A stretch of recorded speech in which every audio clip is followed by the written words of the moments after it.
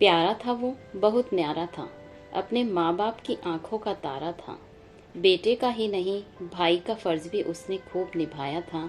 परिवार को एकता के सूत्र में पिरोने का पाठ भी पढ़ाया था।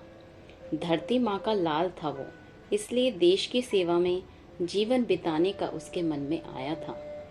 माली बन जिस बगिया को उसने सींचा था, देश की सेवा के लिए उसे छोड़ अब वह चला था।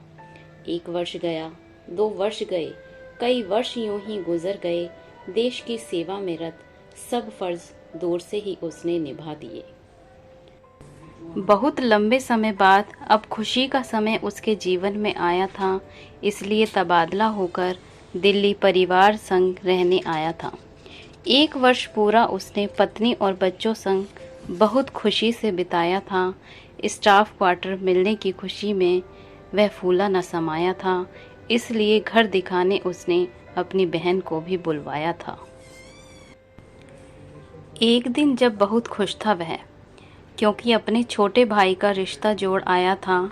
लाख रोकने पर भी वह नहीं रुका था। देश के लाल होने का फर्ज बखूबी उसने निभाया था। ताऊ ताई, माँ बाप, भाई बहन से विदा ले दिल्ली की ओर चला वो आया था। अगले हफ्ते वापस आऊँगा, यह कहकर लौट वो रहा था। जीवन संगनी और 3 नन्हे फूलों को ले हो गया बाइक पर सवार, लेकिन कालिंदी कुंज पर जाकर हो गया उस पर ट्रक का प्रचंड प्रहार। अर्धांगिनी संग धाराशाही हो गिर वहीं गया, 2 फूल इधर उधर गिरे और 1 फूल उनके संग ही कुचल गया। तभी एक मुस्लिम भाई ने दोनों नन्हे फूलों को उठाया, जल्दी से उन्हें अस्पताल में भर्ती करवाया। सुनकर खबर परिवार का हर सदस्य संकुचाया। विश्वास नहीं हो पाया, पर फिर भी अंदर से था घबराया। आंखों से ही देखने पर ही तो समझ में आए, अनिष्ट की आशंका को भला कोई कैसे सच्चाए। 3 लाशों का मंजर देख हर किसी का सीना दहल गया। माँ हुई बेहोश और बाप वहीं पर लेट गया।